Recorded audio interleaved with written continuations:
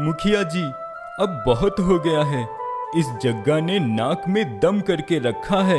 रोज नए नए पैतरे आजमाकर सभी के घरों में चोरियां करके हम सभी को कंगाल बना दिया है।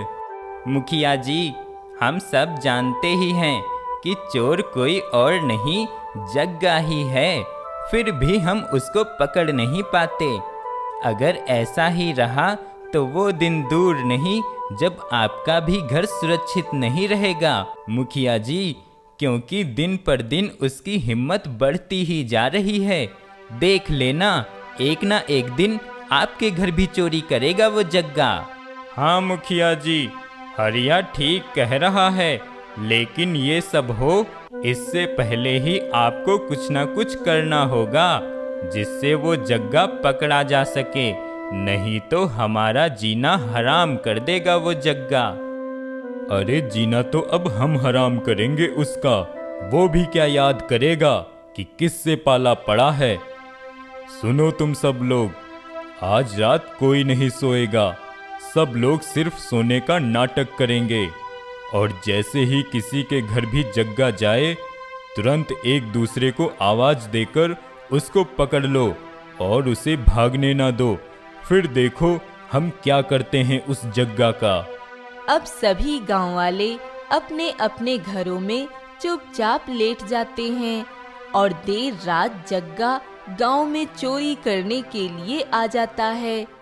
अरे वाह, गांव में तो एकदम सन्नाटा है भाई। लगता है सब सो गए। अरे इस गांव के लोग बहुत अच्छे हैं, मुझे जरा भी तकलीफ नहीं करने देते। सभी आराम से सो जाते हैं और मेरा काम आसान कर देते हैं। चलो फिर इसी बात पे अपने काम को अंजाम दे दिया जाए। कल श्रीकांत बाजार से अपनी पत्नी के लिए सोना लाया था, तो क्यों ना आज उसके ही घर पे हाथ साफ किया जाए। जग्गा श्रीकांत के घर में घुस जाता है और श्रीकांत जग्गा को देख लेता है। जग्गा जैसे ही श्रीकांत की अलमारी की ओर बढ़ता है, तुरंत श्रीकांत जोर से शोर मचाने लगता है। चोर चोर, पकड़ो पकड़ो, चोर चोर। अरे अरे ये क्या, ये श्रीकांत तो जग रहा था और इसने मुझे देख भी लिया। अरे अब भागो बेटा यहाँ से भागने में ही भलाई है। जग्गा जैसे ही भागने की कोशिश करता है, गांव वाले उसे चारों ओर से घेर लेते हैं और मुखिया भी वहां आ जाता है। तुम्हारा खेल खत्म हुआ जग्गा, अब तुम स्वर्ग में जाकर चोरियां करना। अरे मुखिया जी, मुझे माफ कर दो, मेरी मति मारी गई थी जो मैं यहाँ आया। आज के बाद कभी चोरी नहीं करूँगा मुखिया जी, मुझे छोड़ दो। अरे तूने हम सबका जीना हराम कर रखा था, आज हाथ लगा है तो कैसे छोड़ दूँ तुझे। मारो इसको। हाँ हाँ, मारो मारो इसको। हाँ हाँ, मारो मारो इसको, मारो इसको।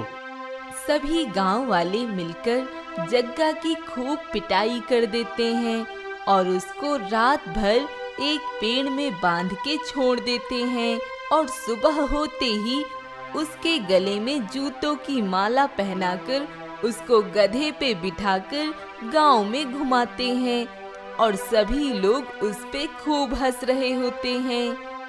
गांव वालों, अब इसको छोड़ दो, इसको जाने दो। अब इसको बहुत अच्छी सजा मिल चुकी है। अब ये दोबारा इस गांव में नहीं आएगा और अगर आया तो इसको जीवन भर के लिए जेल में डलवा दूंगा।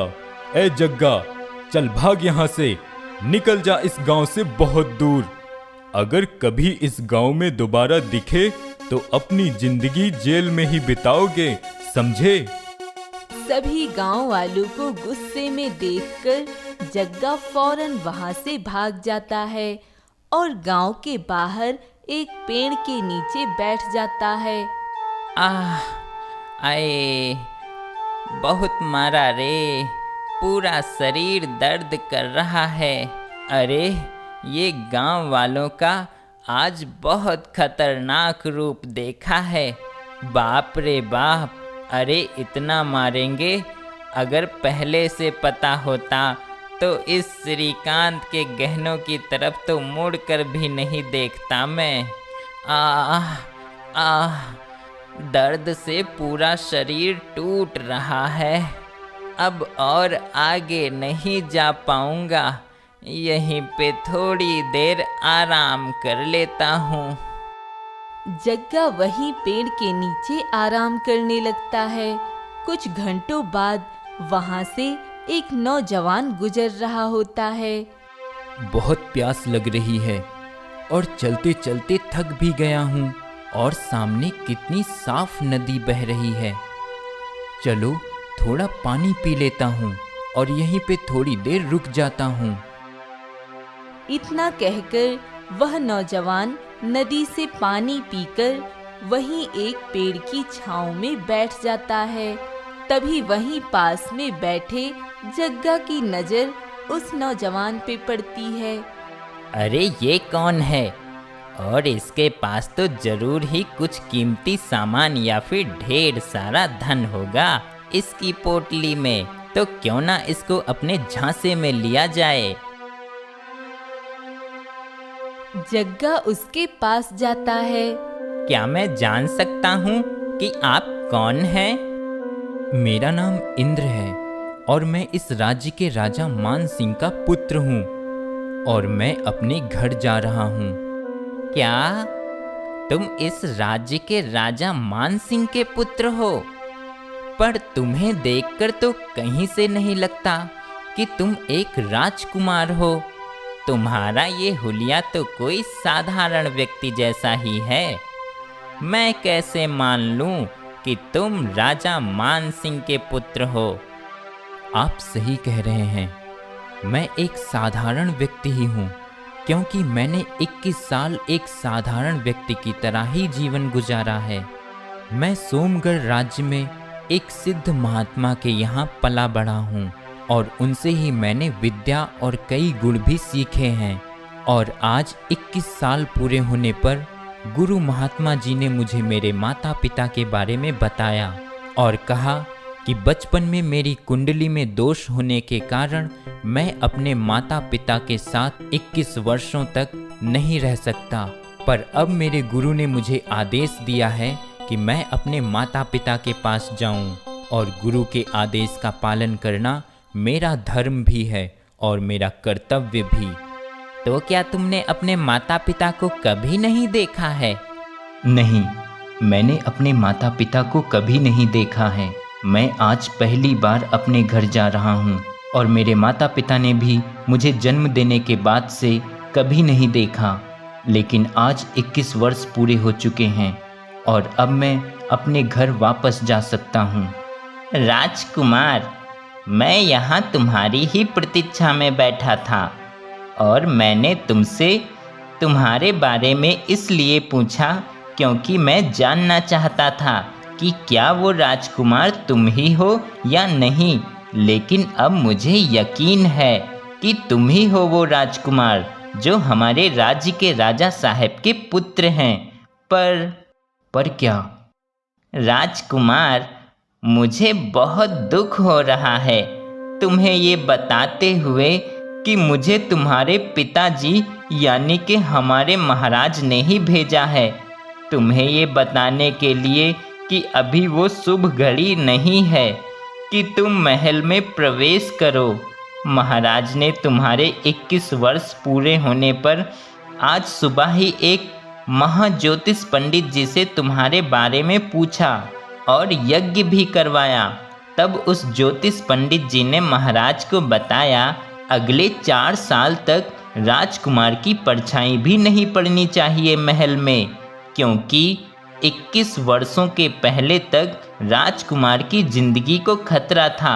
लेकिन 21 वर्षों के बाद राजकुमार के माता पिता की जिंदगी को खतरा है, और यदि राजकुमार अपनी 25 वर्ष की आयु पूरी होने से पहले अगर महल में प्रवेश करते हैं तो उनके माता पिता तो महाराज और महारानी यानी कि तुम्हारे माता पिता की मृत्यु हो जाएगी।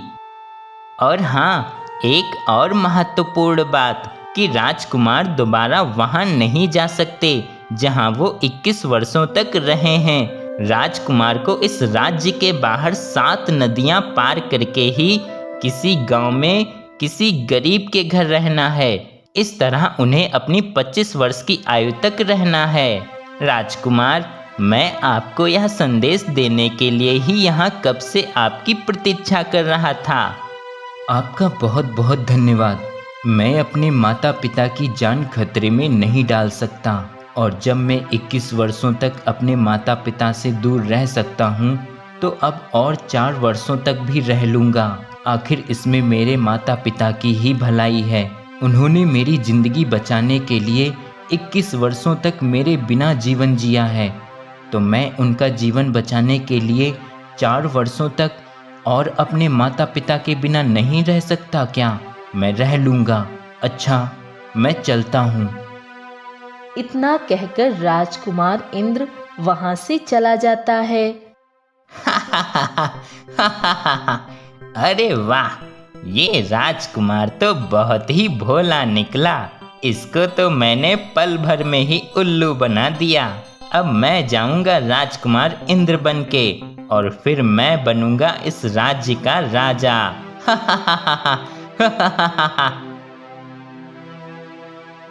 जग्गा अब राजमहल में जाता है और वह राजा साहिब को बताता है। प्रणाम पिताजी, मैं हूँ इंद्रदेव सिंह, आपका पुत्र। क्या तुम मेरे बेटे इंद्रदेव सिंह हो? हाँ पिताजी, मैं आपका पुत्र इंद्रदेव सिंह हूँ, और आज मुझे महात्मा गुरुजी ने कहा कि आज मेरी आयु 21 वर्ष की पूरी हो चुकी है। अब मैं अपने माता पिता के पास जा सकता हूँ और उनसे मिल सकता हूँ, इसलिए मैं उनके आदेश से आपके पास आ गया हूँ। यह सुनकर राजा बहुत खुश हो जाता है और तुरंत ही वह अपनी पत्नी के पास अपने पुत्र को लेकर जाता है। मेरे बेटे, आ गया तू। कितने वर्षों से इस दिन का इंतजार था मुझे कि तू आएगा। बस तुझे ही ये आंखें देखने को तरसती थी, मेरे बेटे, मेरे राजकुमार। राजा और रानी दोनों ही बड़े खुश होकर अपने बेटे से बहुत सारी बातें करते हैं और अगले ही दिन अपने बेटे को दुग्ध स्नान करवाकर राजकुमार को उनकी नई पोशाक पहनने को देते हैं। बेटे इंद्र, अब तुम आज से इस राज्य के राजकुमार हो, और आज से तुम जियोगे शानो शौकत की जिंदगी। जो सुख तुम्हें बचपन में मिलना चाहिए था वो तुम्हें नहीं मिल पाया, लेकिन अब तुम इस पूरे राज्य के होने वाले नए राजा हो, इसलिए तुम अब राजाओं वाली जिंदगी जियोगे। अरे यही जिंदगी तो जीनी है मुझे, इसके लिए ही तो मैं आया हूँ यहाँ। अब तो बस सब कुछ मेरा है और मैं हूँ इस राज्य का राजा। लेकिन मुझे जल्द ही जल्द राजा की गद्दी पे बैठना होगा। बस जल्द से जल्द मेरा राज तिलक हो जाए और मैं पूरी तरह राजा बन जाऊं। फिर मैं इस राजा के बेटे का भी कुछ इंतजाम कर दूंगा और फिर हमेशा हमेशा के लिए मैं बन जाऊंगा एक महान राजा।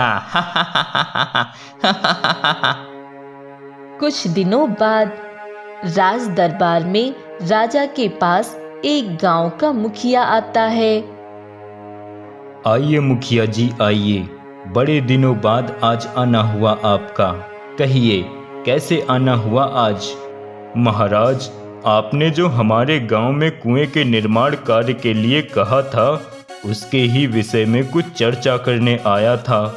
अगर आपकी कृपा हो जाए तो हमारे गांव में भी कुएं का निर्माण कार्य शुरू हो जाए। गांव में बहुत पानी की समस्याएं हैं। हाँ मुखिया जी, मैं जरूर इस विषय पे ध्यान दूंगा। वो क्या है कि वर्षों बाद मेरा पुत्र मेरे पास राज्य में लौटा है, तो उसके आने की खुशी में जरा दूसरे कामों से ध्यान हट गया था। मुखिया जी, मैं जल्द ही कुएं के निर्माण कार्य को शुरू करवाने की व्यवस्था करता हूँ। तभी वहाँ राजा का बेटा आ जाता है, जिसे देखकर मुखिया जी आश्चर्य में पड़ जाता है और राजा का बेटा बना जग्गा भी मुखिया को देखकर घबरा जाता है। अच्छा महाराज, मैं चलता हूँ। ये राजा का बेटा कुछ देखा देखा सा लगता है।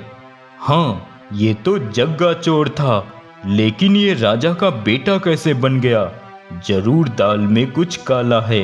ये जग्गा ही है, मुझे पूरा यकीन है। मेरी आंखें इतना बड़ा धोखा नहीं खा सकती हैं। अरे, खूब पहचानता हूँ मैं इस जग्गा को।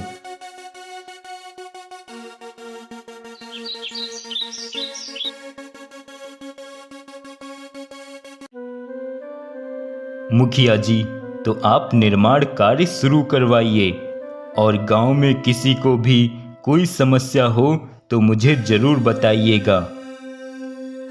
जी महाराज, पर मेरे मन में एक सवाल है। क्या सवाल है मुखिया जी, बताइए। महाराज, कल आपके पुत्र को देखा और जब से मैंने ये जाना है कि वो आपके पुत्र हैं, तब से मेरे मन में एक बेचैनी सी हो रही है। महाराज, आपने कहा था कि आपके पुत्र वर्षों बाद आपके पास आपके महल में लौटे हैं, तो क्या आपने बचपन के बाद से कभी राजकुमार का चेहरा देखा ही नहीं था? नहीं मुखिया जी, नहीं देखा था। पर बात क्या है? आप ये सब क्यों पूछ रहे हैं? महाराज, क्या आप जानते हैं कि आपके घर में जो आपका पुत्र बनकर रह रहा है, वो आपका पुत्र नहीं बल्कि एक शातिर चोर है। मुखिया जी, आप ये क्या कह रहे हैं? क्या आपको पता नहीं इसका अंजाम क्या होगा? आप अपने राजा से उसके पुत्र के बारे में इस तरह से कैसे बोल सकते हैं? महाराज, मुझे अच्छे से पता है कि आपसे कुछ भी गलत बोलने की मुझे क्या सजा मिल सकती है, लेकिन जबकि मैं जानता हूं कि वो आपका पुत्र नहीं बल्कि एक शातिर चोर जग्गा है, जिसको हमारे गांव वालों ने मिलकर खूब पीटा था और गांव से भगा दिया था। पर ना जाने कैसे वो अब आपके महल में आपका पुत्र बनकर रह रहा है। मुखिया की बातें सुनकर राजा सोच में पड़ जाता है और वह अपने महल में चला जाता है। बेटे, तुम अब बड़े हो गए हो और मैं चाहती हूँ कि तुम अब शादी कर लो। मैं जल्द से जल्द किसी राजकुमारी से तुम्हारा विवाह करवाना चाहती हूँ। तभी वहाँ राजा आ जाता है। हाँ हाँ, इतनी भी जल्दी क्या है शादी की? अभी तो हमारे बेटे के साथ हम 2-4 बातें भी नहीं कर पाए हैं। तो बेटे, तुमने बताया नहीं, तुमने अपने 21 वर्षों में क्या किया, कैसे बिताए 21 वर्ष? और गुरुजी के बारे में भी हमें कुछ बताओ। हाँ हाँ पिताजी, वहाँ सब ठीक है। वो आपको बहुत ही याद किया करते थे और आपके बारे में मुझे कभी कभी बताया करते थे। क्या वो मेरे बारे में तुम्हें बताया करते थे? हाँ हाँ पिताजी। तो फिर ठीक है, हम कल सुबह ही महात्मा जी के आश्रम चलेंगे। मैंने भी उनसे बहुत दिनों से भेंट नहीं की। नहीं पिताजी, वो तो नहीं है। हाँ हाँ, नहीं है। नहीं है? क्या मतलब नहीं है? नहीं है मतलब अपने आश्रम पर नहीं है। वो क्या है कि जब उन्होंने मुझे यहाँ आने को कहा था, तब उन्होंने मुझसे कहा था कि तुम्हारे जाने के बाद मैं भी देश भ्रमण पे जाऊँगा। तो वो वहीं गए हुए हैं देश भ्रमण पे। कब लौटेंगे ये नहीं पता। अब राजा को भी शक होने लगता है और वह बहुत बेचैन रहने लगता है। अगले दिन राजा अपने एक गुप्तचर को बुलाता है। केशव, तुम आज ही महात्मा चरणदास जी के आश्रम पे जाओ और वहाँ पता लगाओ कि वहाँ पे महात्मा जी हैं या नहीं। सेनापति, आप जाएं और मेरे पुत्र को बुला कर लाएं।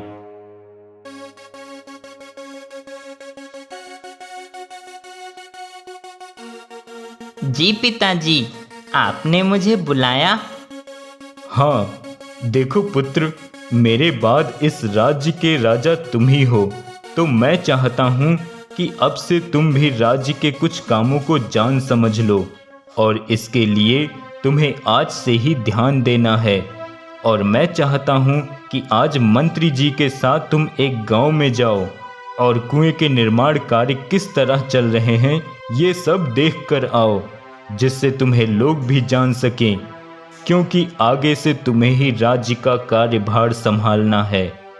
जी पिताजी, मैं आज ही मंत्री जी के साथ जाऊंगा।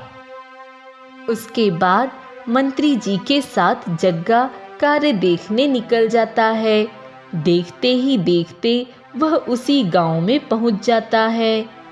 छोटे महाराज, आज आप हमारे गांव में पहली बार आए हैं, इसलिए हम सभी मिलके आपका सम्मान करना चाहते हैं। नहीं नहीं, इसकी कोई ज़रूरत नहीं है। मुझे कुछ और काम याद आ गया है, मुझे जाना होगा। अरे, हमारे राजा साहब के पुत्र छोटे महाराज तो बिल्कुल हमारे गांव के जग्गा जैसे दिखते हैं। नहीं नहीं, मैं जग्गा नहीं हूँ, मेरा नाम इंद्रदेव सिंह है। अच्छा, अब मैं चलता हूँ। जग्गा वहां से जल्दी ही वापस राजमहल में आ जाता है। अरे, ये मुखिया तो मेरे पीछे ही पड़ गया है। कहीं ये मुखिया मुझे पहचान तो नहीं गया। मुझे अब कुछ करना होगा, नहीं तो बहुत ही मुसीबत में फंस जाऊंगा। कुछ दिनों बाद राजा अपने पुत्र से कहता है, बेटे इंद्र, आज तुम्हारे गुरुजी तुमसे मिलने आए हैं, क्या तुम उनसे मिलना नहीं चाहोगे? हाँ हाँ पिताजी, मैं ज़रूर उनसे मिलना चाहूँगा, पर वो तो देश भ्रमण पर गए थे। हाँ, लेकिन अब वो वापस आ चुके हैं। उन्हें तुम्हारी याद आ रही थी, इसलिए तुमसे मिलने चले आए। बेटे इंद्र, पहचाना मुझे? जी महाराज, पहचान लिया। आपको भला कैसे नहीं पहचानूंगा? आप तो मेरे गुरु हैं, आपने मुझे शिक्षा दी है, आपने ही तो मुझे इस काबिल बनाया है। हाँ बेटे, तुमने सही कहा। बेटे, मैं तुम्हें किसी और से भी मिलवाता हूँ। तभी वहां मुखिया जी आते हैं। बेटे इंद्र, क्या तुम इन्हें जानते हो? नहीं पिताजी, मैं इन्हें नहीं जानता, लेकिन शायद कहीं देखा है। हाँ, याद आया, अभी कुछ दिनों पहले किसी गांव में गया था, तब वहीं शायद देखा था इन्हें। चलो कोई बात नहीं, मैं तुम्हें अगले मेहमान से मिलवाता हूँ। तभी वहां एक और साधु महाराज आते हैं। बेटे इंद्र, क्या तुम इन्हें जानते हो? मुझे कुछ याद नहीं आ रहा। तभी वहां राजा का असली बेटा आ जाता है, जिसे देखकर वह जग्गा बहुत घबरा जाता है। बेटे, क्या तुम इस लड़के को जानते हो? मुझे माफ कर दो महाराज, मुझसे बहुत बड़ी भूल हो गई। मैंने लालच में आकर ये सब कर दिया था। मैंने ही राजकुमार को बहला फुसलाकर वापस भेज दिया था, जब वो पहली बार राजमहल आ रहे थे। मुझे माफ कर दो। तुमने मेरे साथ इतना बड़ा धोखा किया है। मेरे बेटे को मुझसे दूर करके खुद ही उसकी जगह लेने आ गए तुम। तुम्हें तो आजीवन कारावास होगा। सैनिकों, ले जाओ इसको और डाल दो कारावास में जीवन भर के लिए। अब राजा को उसका असली बेटा मिल जाता है और राजा उसके गुरु महात्मा को भी धन्यवाद करता है। महाराज, आपने ये सब कैसे किया और कैसे पता लगा लिया कि ये आपका पुत्र नहीं कोई बहरूपिया ही है? मुखिया जी, ये सब मेरे गुप्तचर ने चंद दिनों में ही पता लगा लिया था। राजा अब अपने पुत्र इंद्रदेव सिंह को अपना उत्तराधिकारी बना देता है और इंद्रदेव सिंह बनता है अगला राजा।